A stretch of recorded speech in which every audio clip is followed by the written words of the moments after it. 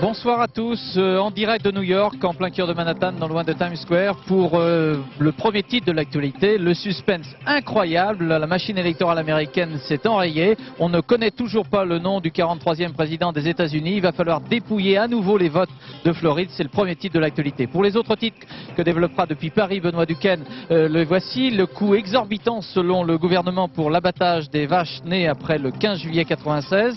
La FNSEA demande des aides au gouvernement. D'autres fédérations agricoles s'insurgent contre le discrédit porté à l'ensemble de la production bovine. Aux assises, procès du réseau Calcal, aux assises à Paris, 5 ans après la mort du présumé terroriste islamiste, ses complices jugés pour l'attentat contre le TGV et leur riposte au tir des gendarmes. Le génocide arménien officiellement reconnu par la France. Après l'Assemblée, le Sénat fait le dernier pas. Protestation de la Turquie. Et puis cinéma, In the Mood for Love, le film de Hong Kong, une histoire d'amour impossible, qui avait reçu le prix d'interprétation masculine à Tony Leung au Festival de Cannes. Ce fut donc une nuit historique dans l'histoire électorale des États-Unis. Vous l'avez peut-être suivi en direct avec Étienne Lennart sur France 2, nous avons fait vivre cet événement. Et sur 100 millions de voix, il y a 200 000 voix seulement qui séparent Gore de Bush. Plutôt avantage à Gore pour les suffrages populaires, mais plutôt avantage à Bush pour les grands électeurs. Nous vous expliquerons tout cela, mais il faut maintenant revenir sur cette nuit où il y a eu beaucoup d'affirmations, beaucoup de démentis et au final un suspense. Claude Samper nous raconte cette nuit. À l'heure actuelle, la Maison-Blanche attend toujours le nom de son nouveau locataire, le 43e président des États-Unis. En Floride, l'État clé pour l'issue du vote, on compte et on recompte tous les bulletins un par un. Le résultat sera connu demain ou plus tard. L'Amérique en plein suspense après une nuit complètement folle. 22 h hier soir, tout va bien pour les supporters de Bush. Les premiers résultats tombent. Le candidat républicain rafle les premiers États les uns après les autres. On imagine une victoire facile. 3 h du matin, premier coup de théâtre. Al Gore, à la surprise générale, est annoncé vainqueur en Floride. À ce moment-là, toutes les télés annoncent que le candidat démocrate file tout droit à la Maison-Blanche. De son côté, George Bush reste serein. Dans un hôtel à Austin, au Texas, avec ses proches, il explique que le camp démocrate ne doit pas se réjouir trop vite.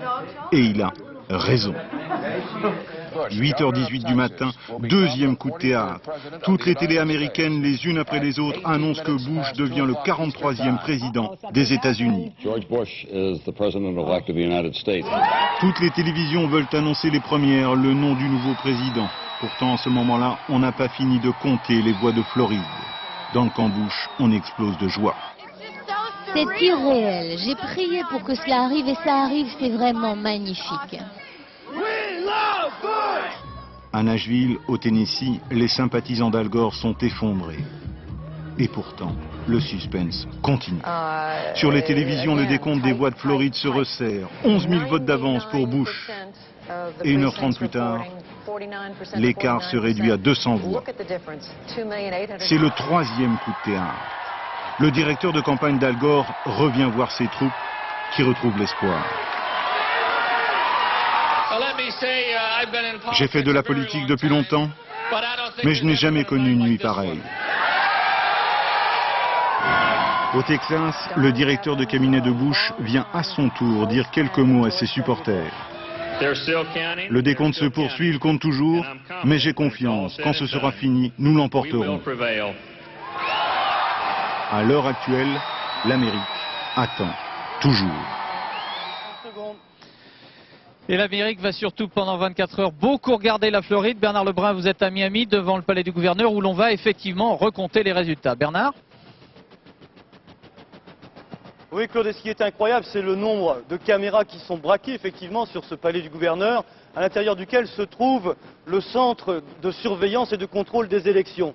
Ce qui est tout à fait surprenant, c'est la nonchalance avec laquelle nous avons été accueillis ici. Personne ne se sent fautif aucunement sur le déroulement des élections en Floride. Bien au contraire. On invoque ici une loi très simple. Un peu moins de 1% des suffrages séparent Al Gore de W. Bush. Autrement dit, il faut recompter tout simplement et on va appliquer la règle.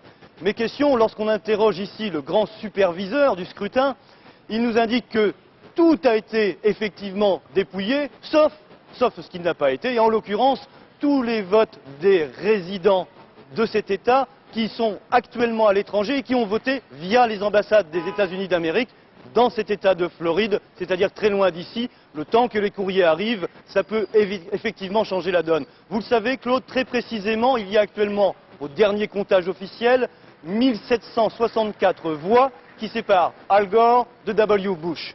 Alors demain, on va recompter, on a entamé, préparé en quelque sorte les travaux ici aujourd'hui. Il y a 67 comtés dans l'État de Floride.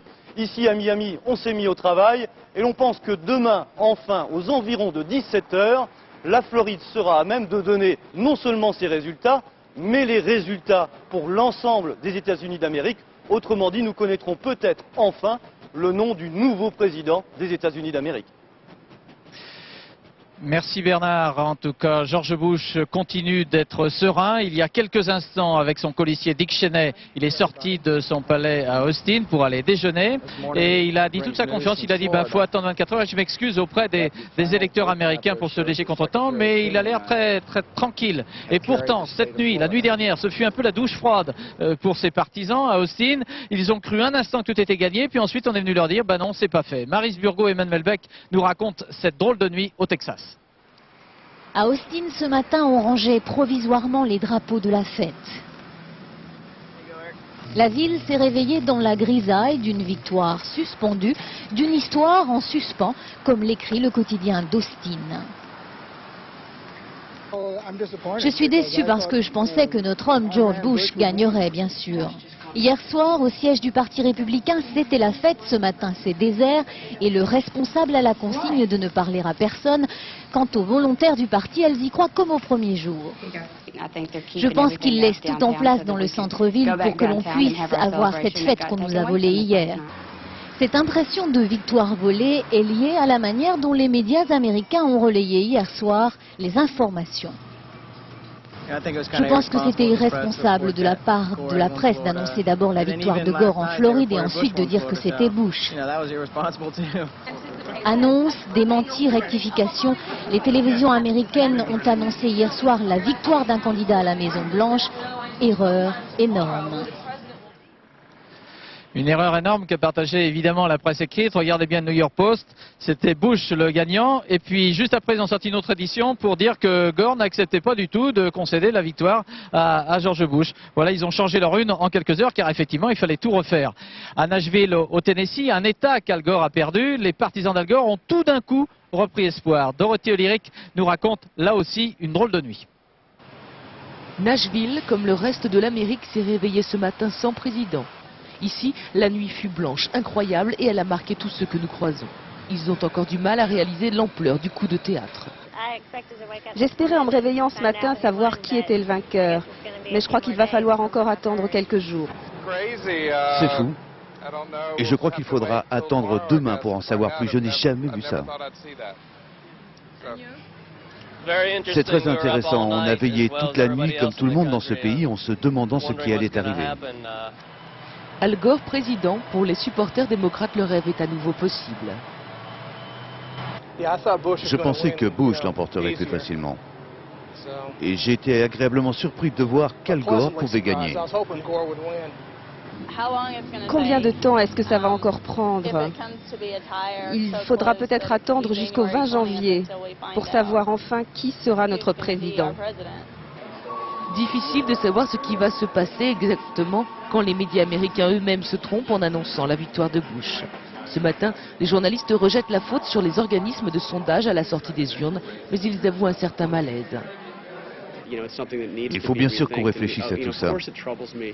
C'est vrai, en ce qui me concerne, ça me pose des problèmes. Savoir qu'on a donné des résultats et qu'ils étaient faux avant même la fin du décompte, ça fait réfléchir. À Nashville, l'attente continue. Les résultats de Floride pourraient être connus dans quelques heures, mais beaucoup pensent ici qu'ils ne sont pas au bout de leur surprise et envisagent même de nouvelles prolongations. Alors nous aussi, Étienne, pendant la nuit, on a aussi commis l'erreur. Vers 8h30, juste avant de passer la parole à William Emergy, on a dit, vous avez dit, et nous aussi, ça y est, c'est fait. Et c'était pas fait. Quelle nuit, hein! Oui, quelle nuit. Je crois que ça prouve surtout qu'il y a une surenchère terrible entre les chaînes de télévision américaines. L'information aux États-Unis se fait à la télévision et qu'il y a surenchère. Et quand le scrutin est extrêmement serré, il y a forcément des dérapages. On l'a dit, les télévisions américaines ont annoncé 3 choses différentes en quelques heures. Je crois que c'est la première fois dans une élection qu'un candidat, en l'occurrence Al Gore, appelle son adversaire pour le féliciter. Et puis, une demi-heure plus tard, le rappelle en lui disant « Attendez, c'est pas fini, on va recompter ». Remarquez, les chancelleries, y compris françaises, se sont précipitées également pour féliciter Bush. Maintenant, il faudra peut-être envoyer un autre télégramme. Alors, 2 résultats, ils concernent le Sénat. Pour les sénateurs, il y a 100 sénateurs. Et apparemment, le résultat, qui n'est pas encore définitif, donnerait une égalité entre républicains et démocrates. Et puis, pour la Chambre des représentants, en revanche, là, les républicains garderaient la majorité, moins large, mais ils la garderaient quand même. Il y a un homme qui a sans doute tout chamboulé dans le résultat électoral, c'est Ralph Nader. Oui, Ralph Nader, c'est le candidat des écologistes. Vous savez, il se situe à gauche sur l'échiquier politique américain. Et si Ralph Nader a un peu tout chamboulé, c'est qu'il a obtenu dans cet État de Floride, dont on attend encore le résultat, 96 000 voix d'électeurs. Et vous savez on pensait que les gens qui ne voteraient pas pour Ralph Nader voteraient pour le candidat démocrate Al Gore. Et les démocrates sont furieux ce matin parce qu'ils pensent que si certaines personnes ne s'étaient pas reportées sur l'écologiste Ralph Nader, eh bien ils auraient voté pour Al Gore. Et comme l'écart est très faible entre les 2 candidats, eh bien Al Gore aurait sans doute remporté haut la main cet État de Floride. Un rappel concernant les grands électeurs, Étienne. Je crois que ce qui est très difficile de comprendre, c'est qu'on ne comprend pas pourquoi un maximum de suffrages des électeurs se porte sur un candidat et que c'est l'autre qui remporte les grands électeurs. Pour essayer de faire simple et essayer de faire court, c'est très complexe, mais vous savez qu'il faut 270 grands électeurs pour remporter cette élection, et les grands électeurs se récoltent État par État. Et comme il suffit que le candidat arrive en tête pour remporter la totalité des grands électeurs, Monsieur Gore, par exemple, peut remporter un État avec 3 millions de voix d'avance, 3 millions de voix d'Américains d'avance. Si Monsieur Bush remporte un autre État par 50 000 voix d'avance, eh bien au total, quand on fait le compte des 50 000 États, il peut y avoir une différence au nombre des votes des Américains, mais que le vote des grands électeurs soit inversé. Et voilà, Jérôme Bonny revient sur ce mode de scrutin électoral américain assez complexe. Pour l'instant, le candidat démocrate l'emporte dans des États moins nombreux mais plus peuplés, en rouge sur cette carte. Il bat son adversaire républicain en nombre de grands électeurs, 260 contre 246. La Floride, dont on attend les résultats, fera la différence. Mais on sait d'ores et déjà que c'est Al Gore qui a obtenu la majorité des suffrages sur l'ensemble des États-Unis. Il a actuellement 276 000 voix d'avance. Si George Bush gagne les 25 grands électeurs de Floride, il en totalisera 271 et deviendra président des États-Unis avec une minorité des suffrages populaires. Je vous garantis que si ça se produisait aujourd'hui, le système des grands électeurs, il va être remis en cause par les Américains, mais c'est compliqué, il faut un amendement à la Constitution. Il faut que les 3/4 des États soient d'accord pour changer leur Constitution qui remonte à 1787. Mais le jour où ça se passe, il y aura un amendement et je crois qu'on oubliera le système des grands électeurs. Dans cette élection à rebondissement, c'est un système électoral vieux de plus de 2 siècles qui se retrouve sur la sellette. Nous sommes toujours en direct de New York, en plein cœur de Manhattan, non loin de Times Square, pour cette édition spéciale du journal de 20 h consacrée à l'élection présidentielle américaine incroyable, historique, un suspense toujours. Mais ici, à New York, il n'y a pas eu de suspense. Hillary Clinton a été élue sénateur très facilement. Elle devient donc la première femme d'un président des États-Unis élue sénateur. Et son mari, d'ailleurs, deviendra maintenant tout simplement le mari de la sénateur de New York. Hillary Clinton, le succès d'Hillary Clinton, raconté par Isabelle Bechler. La porte du QG de campagne était irrémédiablement close à la presse ce matin, à 2 doigts de déménager le matériel et tous les dossiers sociaux, locaux, politiques, personnels qui ont nourri l'action de la candidate démocrate au Sénat de New York pendant les derniers mois. La permanence de Hillary Clinton est déserte ou presque. Après 500 jours de campagne acharnée, son équipe prend un repos bien mérité. La First Lady, elle, se prépare à son nouveau rôle de sénateur dans sa maison de Chappaqua, à 1 heure au nord de Manhattan. Hier soir, c'est 2 heures après la clôture du scrutin de l'État de New York que son opposant républicain, Rick Lazio, reconnaissait sa défaite. Hillary Clinton est venue remercier ses supporters en compagnie de son mari et de sa fille. Vous avez fait du porte-à-porte, vous avez collecté des fonds, vous avez organisé des meetings, vous avez fait tout ce qu'il fallait pour cette victoire. Et je veux remercier ce soir les 25 000 bénévoles qui m'ont aidé à travers tout l'État. C'est parce qu'elle a écumé 64 comtés, rencontré 3 ou 4 groupes différents par jour pendant 16 mois, accordé une attention toute particulière aux problèmes économiques du nord de l'État traditionnellement républicain, qu'elle l'a emporté. Mais désormais, elle sera sénateur de tous les New-Yorkais. Je vous promets ce soir que je saurai tendre la main par-delà les limites partisanes, car je souhaite apporter du progrès à toutes les familles new-yorkaises. La figure de Hillary Rodham Clinton aura une visibilité certaine dans un Sénat qui doit conserver sa majorité républicaine. L'épouse du président sortant saura se faire entendre d'autant plus si le prochain président est également républicain. D'ailleurs, les mauvaises langues disent que le Sénat n'est qu'un marchepied de ses ambitions. Hillary aurait l'intention de briguer la présidence en 2004.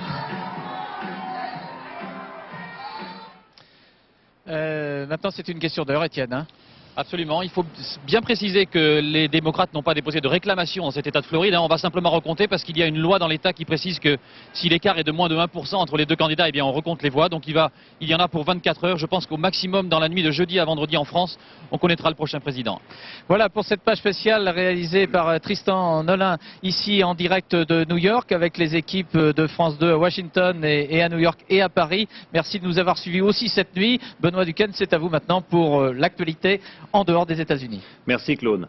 Et d'abord la crise de la vache folle. Comment rassurer le consommateur et enrayer le vent de panique qui semble balayer la classe politique? Comment venir au secours de la filière viande qui enregistre selon les secteurs une baisse d'activité de 40 à 50%? Avant de voir dans le détail les propositions faites par les professionnels de la viande, voyons d'abord quelle est la situation sur le terrain. Éric Mézy et Patrick Desmully se sont rendus sur le marché à bestiaux de Parthenay dans les Deux-Sèvres. Ils ont pu constater à quel point la filière viande était menacée. Travées clairsemées, animaux peu nombreux, près d'un éleveur sur deux n'a pas eu le cœur de venir ce matin au marché aux bestiaux. Déjà la semaine passée, le faible nombre de bêtes échangées a empêché la cotation. Tous, ici, redoutent un effondrement des cours. Les animaux sont à l'étable, ils sont en attente d'être vendus et j'attends que les courses se prennent ou que des décisions soient prises pour que je puisse commercialiser correctement et pas vendre à bas prix comme c'est actuellement. 8 heures, la cloche retentit enfin. Les négociants franchissent la ligne qui les sépare des éleveurs, mais il n'y a pas la précipitation habituelle. On est venu se promener, moi, là-bas. Regardez l'ambiance. Vous la voyez, l'ambiance? Les visages sont graves. On ne parle que de la psychose du consommateur, des médias qui l'entretiennent et de cet argent que l'on perd chaque jour à engraisser un troupeau difficilement vendable. Le problème, c'est qu'il n'y a pas de demande. Les gens ne veulent plus en manger. Et quand il n'y a pas de demande, on peut bien essayer de vendre. S'il n'y a personne pour les acheter en face, on est obligé de les garder chez nous. Juste après le marché, ce jeune éleveur a rejoint sa ferme. Avec son père, il élève du mieux qu'il peut un troupeau de 250 têtes. Les vaches sont nourries à l'herbe, dehors, dans les prés, d'avril à novembre, quand le temps le permet. 4 millions de francs de capital pour gagner un SMIC. Franck Hérault se demande qui cela peut intéresser aujourd'hui. J'adorais mon métier il y a 3 semaines, un mois, mais aujourd'hui je suis rendu où je suis presque dégoûté de mon métier parce que je vois pas pourquoi quand on s'efforce à bien travailler, à produire, à remplir tous les cahiers des charges qu'on nous impose, à faire le plus naturel possible. On peut pas faire plus naturel que ce qu'on fait. La profession a eu du mal à surmonter la précédente crise de la vache folle en 96. Franck redoute que celle-ci ne soit plus profonde et qu'elle ne pousse un éleveur sur 2 à abandonner. On le sait, la FNSEA a proposé hier soir de retirer de la chaîne alimentaire tous les bovins nés avant juillet 96, date à partir de laquelle des mesures draconiennes ont été prises pour lutter contre la maladie. Ce soir, cette proposition ne fait pas l'unanimité, que ce soit chez les professionnels ou chez les grands rivaux de la Confédération paysanne. Le gouvernement, lui, se donne quelques jours pour réfléchir. Émilie Lançon et Benoît Gadré. Cet éleveur lyonnais est inquiet. Si les bêtes nées avant 96 ne sont plus bonnes pour les abattoirs, il perdra de l'argent. Ça représente une grosse proportion. Sur 23 vaches laitières actuellement, j'en ai 17 qui sont nées avant juillet 96. Pour la FNSEA, les bêtes nées avant 96 pourraient être contaminées par la maladie de la vache folle. Par fraude ou négligence, elles auraient pu manger des farines animales. Même si le risque de contamination est infime, le syndicat demande à ce que ces vaches soient retirées de la chaîne alimentaire lorsqu'elles arrivent en fin de vie. Aujourd'hui en France, on compte 20 millions de bovins. 20 à 25% d'entre eux seraient nés avant 96, soit 5 millions de bêtes concernées. Ce n'est pas de la démagogie du tout. Nous sommes dans une situation où nous faisons une proposition pour regagner la confiance du consommateur, pour assurer la sécurité alimentaire. C'est au pouvoir public de prendre la décision. Et justement, les pouvoirs publics s'y intéressent. Jean Glavany l'a confirmé cet après-midi. Cette mesure mérite d'être étudiée, elle a sa cohérence. Elle représente un coût pour la collectivité que je suis en train de chiffrer, mais qui se situe sûrement au bas mot à 12 milliards de francs, probablement à 18. La FNSEA demande à ce que chaque bête soit indemnisée entre 4 et 8 000 francs selon l'âge, et le projet financé à 50% par l'Union européenne. Un projet vivement critiqué par José Bové. Plus de la moitié de ces animaux ont été élevés à l'herbe et n'ont jamais consommé de farines animales, eh bien ça me paraît tout à fait scandaleux et ça va à l'encontre de l'intérêt des paysans et c'est créer le trouble dans l'esprit des consommateurs. Comme la Confédération paysanne, plusieurs associations d'éleveurs et de consommateurs s'opposent elles aussi au projet de la FNSEA qui pourrait discréditer la filière bovine. Sur le plan politique, la vache folle était encore au menu des questions d'actualité à l'Assemblée nationale et Lionel Jospin, en rentrant du Conseil des ministres, a répondu indirectement à Jacques Chirac qui demandait hier la suspension immédiate de l'utilisation des farines animales. Véronique Saint-Olive et Christian Autain. C'est à qui se montrera le plus responsable pour convaincre une opinion publique traumatisée que sa démarche est la bonne. Ce matin, à l'issue du Conseil des ministres, Lionel Jospin renvoie dans ses buts Jacques Chirac, qui a demandé la suspension immédiate des farines animales. Il ne faut pas s'étonner quand il y a quand on n'apporte pas des réponses, mais qu'on va dans le sens d'une espèce de psychose générale, si ça a des conséquences économiques pour les filières. Et cet après-midi, le débat se déplace à l'Assemblée. Dans une atmosphère électrique, le gouvernement défend une démarche de suppression des farines animales après avis des experts et avec la prise en compte de toutes ces conséquences. Il est évidemment beaucoup plus facile de dire que de faire. Et nous ne nous contentons pas d'effets d'annonce. À droite, on reprend au contraire les arguments du président de la République. L'opposition, qui n'a pas à gérer les retombées économiques de la suppression de ces farines, veut tout de suite. En réalité, le gouvernement n'est pas capable de gérer le risque. Et il faut que dans notre démocratie, nous inventions une gestion du risque. Le président a marqué les limites. Il a dit aux Français qu'il s'occupait de leur sécurité. Il a intimé au gouvernement le conseil de faire primer la sécurité et la précaution sur des débats d'experts qui sont toujours aléatoires. Les positions sont figées, le débat tourne en rond. La santé des Français est devenue un enjeu politique. On l'a dit, Jean Glavany chiffre donc à 12 ou 18 milliards de francs le coût que pourrait représenter l'élimination d'environ 5 millions de bovins de plus de 4 ans de la chaîne alimentaire. À cela s'ajouteraient les frais entraînés par l'abandon total des farines animales dans l'alimentation des volailles, porcs et autres poissons. Ces mesures drastiques ont pourtant été mises en place et depuis longtemps par la Grande-Bretagne. À quel prix? Réponse à Londres de Richard Binet et Michael Barnes. Lorsqu'en 1996, les autorités britanniques décident d'interdire l'utilisation de farines animales, elles se retrouvent face à des centaines de milliers de tonnes de carcasses qu'il lui faut éliminer. Le seul moyen de les neutraliser est de les brûler à très haute température, mais la Grande-Bretagne ne dispose que de 11 incinérateurs. Jusqu'à aujourd'hui, les autorités britanniques n'ont trouvé que cette solution temporaire, transformer les carcasses en farine et les entreposer dans des silos en attendant de les incinérer. Une modeste partie est consacrée à l'alimentation de centrales électriques, mais les stocks s'accumulent. 400 000 tonnes de farine attendraient ainsi d'être traitées. Dans le même temps, du jour au lendemain, plus de 100 000 éleveurs britanniques ont dû trouver des produits de substitution aux farines animales. Du soja, mais aussi du colza qu'il faut importer. Conséquence, un surcoût de près de 15%. Les fermiers perdent 2 fois de l'argent. D'abord parce que la nouvelle nourriture est plus chère que celle faite avec des farines animales, et ensuite parce que les carcasses des animaux n'ont plus de valeur. Depuis l'interdiction des farines animales, les éleveurs ont perdu le quart de leurs revenus. Plus grave, 22 000 d'entre eux ont d'ores et déjà abandonné leurs exploitations. Pour l'instant, les seuls bénéficiaires de la crise de la vache folle sont les acteurs de la filière bio. Une filière en pleine expansion. En l'espace d'une année, sa production a augmenté d'environ 30%. Marie-Pierre Samitier et Julien Triat. À Limoges, cette boucherie bio ne désemplit pas. Son chiffre d'affaires est passé de 15 000 francs par semaine il y a 1 an à 25 000 francs par semaine aujourd'hui. Le magasin rassure les gens, donc ils viennent et ils sont contents. On essaye, nous, de tenir un tarif à peu près régulier, quelque chose de pas excessif. À propos de viande de bœuf, les consommateurs retrouvent la confiance. Donc moi, ce que je recherche, c'est la sécurité alimentaire, bien évidemment, surtout depuis que j'ai un deuxième enfant. Janine Lebrun fournit la boucherie.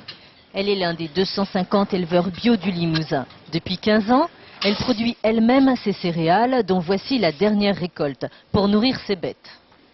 Là, c'est très important pour assurer la sécurité alimentaire de l'ensemble des animaux. C'est-à-dire d'être de moins en moins dépendant d'achats. Justement, elle n'achète que ceci, les protéines nécessaires à la production de lait. Ce sont des graines de tournesol et de soja broyées dans une minoterie qui ne traite pas les farines animales, donc pas de contamination croisée possible. La minoterie Antignac n'utilisant pas de farines animales dans ses fabrications conventionnelles, la garantie absolue qu'il n'y aura aucun risque d'aucune sorte de farines animales dans nos fabrications est complète et totale. Mais pour pouvoir développer cette filière bovine en pleine expansion, il va falloir produire en France de quoi nourrir les animaux. Or, aujourd'hui, on importe de grosses quantités de céréales bio parce que nous sommes dans une situation de pénurie. Les productions françaises ne suffisent pas. Alors, à l'État de décider s'il faut investir dans ce secteur, épargné par l'ESB. Dans le cheptel bio, aucune vache folle n'a jamais été recensée. En visite à l'école de l'administration pénitentiaire à Agen, Lionel Jospin a annoncé un plan de rénovation générale des prisons françaises, à la construction déjà prévue de 10 nouveaux établissements sur 5 ans et la rénovation de 5 autres maisons d'arrêt. Le Premier ministre propose de passer la vitesse supérieure en débloquant 10 milliards de francs supplémentaires sur les 6 prochaines années. Le procès du réseau Kelkal à Paris. Pour la première fois, 2 membres de ce réseau islamiste responsables des attentats de 95 en France, des attentats qui avaient fait 10 morts et 250 blessés, se retrouvent jugés par une cour d'assises spéciale. Pascal Doucet-Bon et Delphine Détry. Fusils à pompe, armes automatiques, il ne manquait qu'une pièce à conviction aujourd'hui à l'audience, la bouteille de gaz du TGV Paris-Lyon. Le 26 août 95, son détonateur n'a pas fonctionné au passage du train. Sur des bandes adhésives, les policiers retrouvent les empreintes d'un délinquant, aujourd'hui célèbre, un certain Khaled Kelkal, 24 ans, tué après 1 mois de cavale par les gendarmes. Khaled Kelkal sera le grand absent de ce procès, où l'on juge d'abord son meilleur ami, Karim Koussa. Celui-ci, il avait aidé dans sa cavale en tirant sur les gendarmes. Aujourd'hui, le jeune homme s'est laissé pousser la barbe. Devant la cour, il commence par citer le Coran avant de nier tout acte terroriste. Il n'aura même pas un regard pour l'autre accusé, Boualem Ben Saïd, le personnage principal de ce procès. Ces empreintes ont été relevées, comme celle de Kelkal, sur la bombe du TGV. Pour l'accusation, cet Algérien de 32 ans est le principal responsable vivant des attentats en France. Ali Touchent, l'autre envoyé du GIA, aurait été tué en Algérie. Quant à Rachid Ramda, le collecteur de fonds du réseau, il est certes en prison, mais à Londres, toujours pas extradé. 3 des principaux acteurs de ce procès sont absents aujourd'hui et c'est dans ces conditions peu satisfaisant pour la justice, la façon dont la justice va être rendue.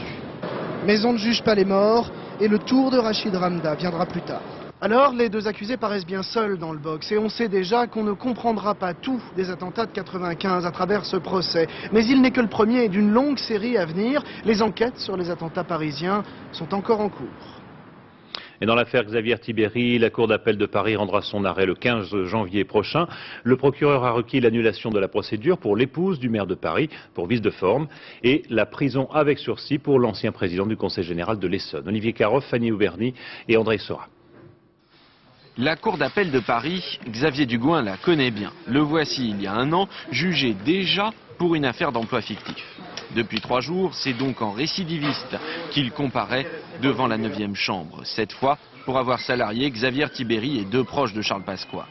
Mais l'ancien président RPR du Conseil général de l'Essonne n'a pas vraiment à se plaindre du traitement qui lui est réservé.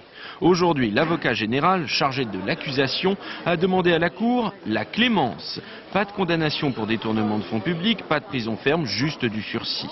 Pour Xavier Tiberi, c'est encore plus simple, l'accusation estime que la Cour est incompétente. La parole publique n'est pas venue aujourd'hui aider la victime ou soutien de la victime. À quoi vous l'attribuez?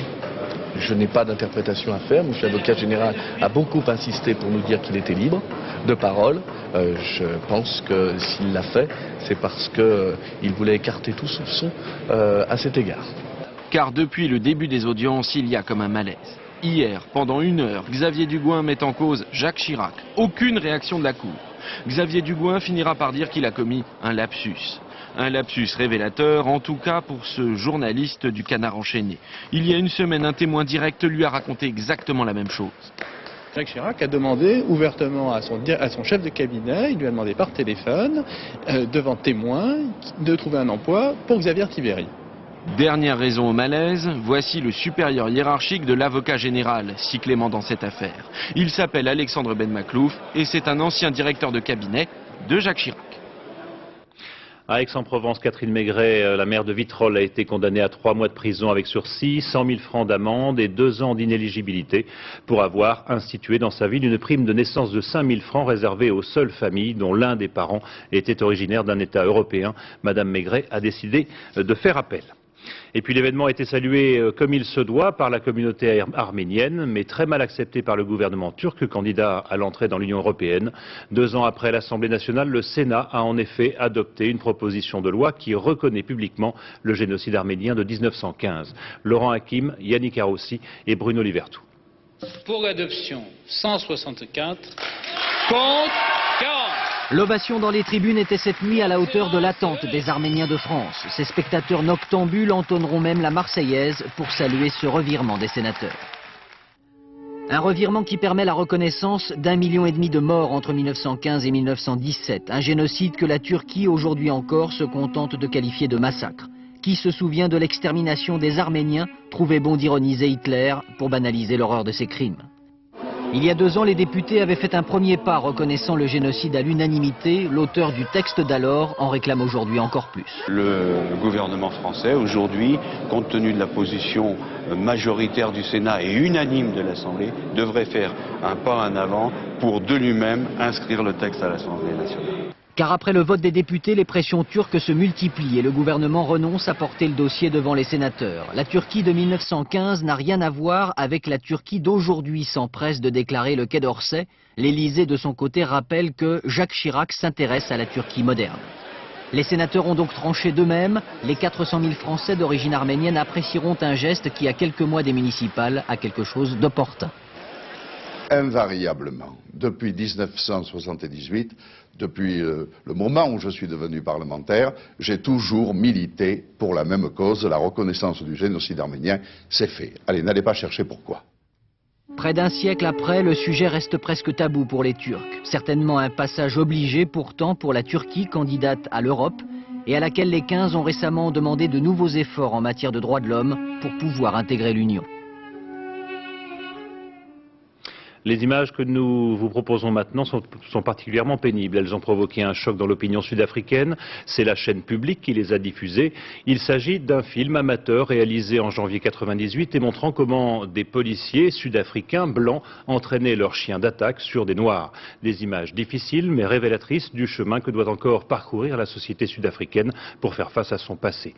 Tous les policiers visibles sur le document ont aussitôt été arrêtés. Gérard Grisbeck. Ces images datent d'il y a 2 ans et demi. Elles ont été filmées sans doute par un des policiers pour usage interne lors d'un exercice d'entraînement. En fait, ces policiers viennent d'arrêter des clandestins venus de Mozambique. Pour s'amuser, ils ont lâché leurs chiens.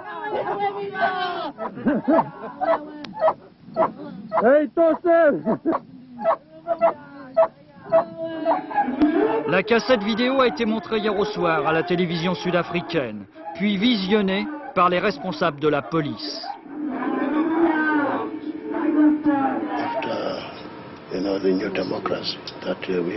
Que dans notre nouvelle démocratie, nous ayons de tels gens, des officiers de police qui font des choses comme cela, c'est un outrage.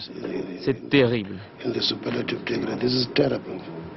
Ils doivent être arrêtés ce matin où qu'ils se trouvent. Même s'ils sont au lit, malades, nous devons les arrêter tout de suite. Les policiers ont effectivement été arrêtés. Il s'agit de 2 inspecteurs et de 4 sergents d'une unité de Johannesburg. Une fois de plus, la police sud-africaine se retrouve sur la sellette après d'autres affaires similaires l'an dernier. Ces images ont provoqué un tollé d'indignation. Les policiers vont être poursuivis pour tentative de meurtre. En Afrique du Sud, la lutte contre le racisme reste un combat de tous les jours, 6 ans après la fin de l'apartheid.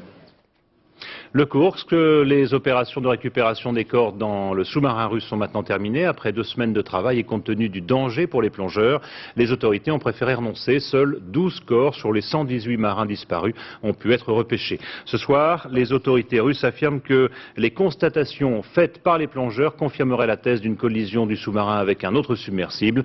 Des affirmations pour l'instant sans preuve et qui ont toujours été démenties par les marines anglaises et américaines qui disposaient de sous-marins dans la région. La situation en Israël, à la veille du voyage de Yasser Arafat à Washington pour y rencontrer Bill Clinton, 5 Palestiniens ont été tués aujourd'hui ainsi qu'une Israélienne. La violence, malgré tout, a baissé d'intensité ces derniers jours, même si Tsahal, l'armée israélienne, a déployé des chars dans la bande de Gaza. Le dopage et l'affaire Festina, le jugement a été mis en délibéré jusqu'au 22 décembre, alors qu'apparaît une nouvelle affaire, celle de l'US Postal. L'équipe de Lance Armstrong, le vainqueur des 2 dernières éditions du Tour de France, fait l'objet d'une enquête préliminaire. Elle est en effet suspectée d'avoir eu recours à des médicaments lactovégins, un produit laboratoire norvégien constitué de sang de veau.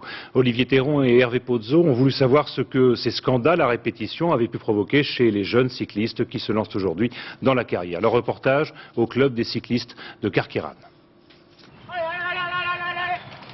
Des kilomètres et du courage. C'est le programme d'entraînement de ces juniors. La passion du vélo les pousse à se dépasser. Mais le dopage, les affaires et les procès sont venus casser l'image pure de ce sport où l'effort est roi. À force d'en parler, on va tout démolir, il n'y aura plus personne sur les routes. Regardez, avant on en avait une 50aine. Maintenant, bon, je ne sais pas si c'est vraiment le doping, mais on n'en a plus qu'une dizaine. Et dans tous les clubs, c'est pareil. Mais puisque le dopage est là, il vaut mieux en parler. Parce que pour certains, dans ces pelotons de jeunes, le dopage est ressenti comme un passage obligé. L'image des professionnels est tellement trouble qu'à 16 ans, on peut croire qu'il faille tricher pour triompher sur la route aux étoiles. Il faut être prêt à tout. C'est-à-dire que toi, tu serais prêt à te doper pour devenir professionnel? Ouais, je pense. Ouais.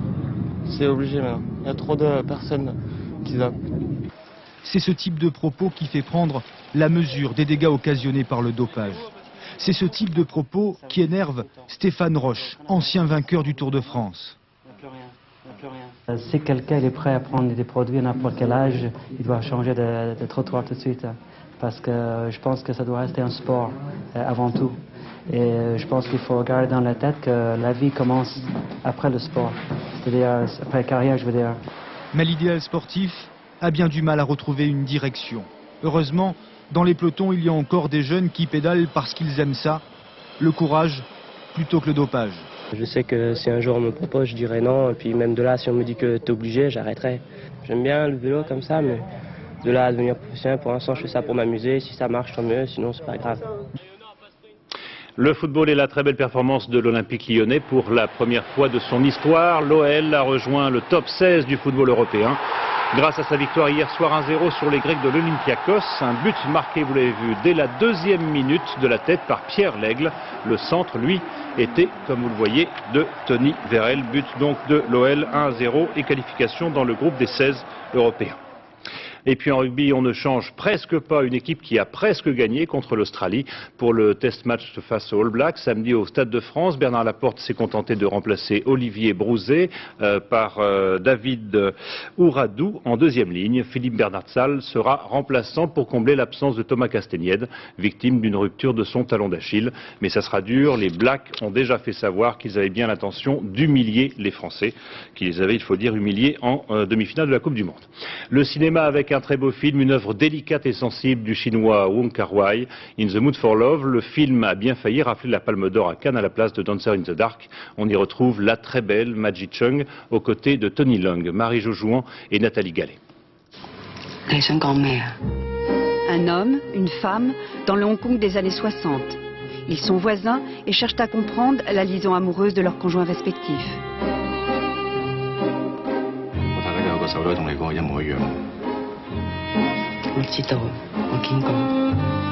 Un chassé-croisé amoureux recréé à travers le prisme d'une époque révolue, celle de l'enfance de Wong Kar-wai, le Wonder Boy du cinéma asiatique. Une époque où les sentiments devaient rester cachés. J'ai voulu recréer cette atmosphère de voisinage. Montrer des gens qui exposent leur vie de tous les jours à ceux qui vivent autour d'eux. Et puis, parler aussi des liaisons amoureuses. De personnaliser ce qu'il y a de plus charnel dans les relations entre mari et femme. 1 an de tournage dans plusieurs pays d'Asie, avec changement d'équipe et de scénario, pour ce petit chef-d'œuvre du mélodrame romantique. Une expérience éprouvante pour le cinéaste, mais aussi pour ses 2 acteurs fétiches, Maggie Cheung et Tony Leung. Il avait toujours de nouvelles idées qui surgissaient chaque jour. Alors les personnages devaient aussi changer chaque jour. Quelquefois, c'est un peu déstabilisant. Ce qui n'a pas empêché Tony Leung de récolter un prix d'interprétation à Cannes.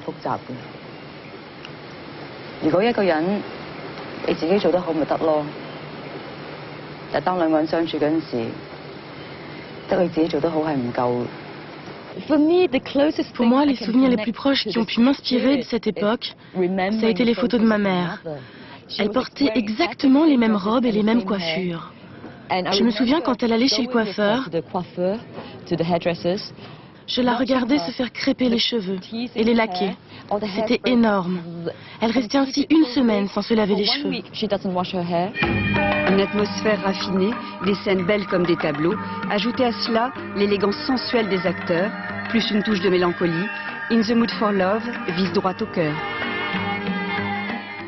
Voilà, avant de refermer ce journal, je vous en rappelle les principaux titres.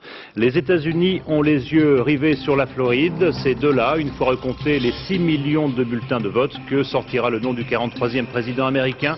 Réponse sans doute demain soir après un suspense inédit et pour le moins étonnant dans la plus grande puissance du monde. Et puis la vache folle, le gouvernement se donne du temps avant de réagir à la proposition faite par la FNSEA. Faut-il éliminer de la chaîne alimentaire tous les bovins de plus de 4 ans et supprimer l'utilisation de toute farine animale? C'est peut-être le prix du retour à la confiance. Dans un instant, la météo Isabelle Martinet, à 20h50 le téléfilm Mémoire en fuite, vers 0h45 le journal, ce sera Laurence Piquet, à 7h50 les 4 vérités présentées par Gérard Morin qui recevra Jean-Pierre Chevènement, et puis à 13h bien sûr demain vous retrouverez Gérard Rolls, et quant à moi j'aurai le plaisir de vous retrouver aux alentours de 20h. Bonne soirée sur France 2.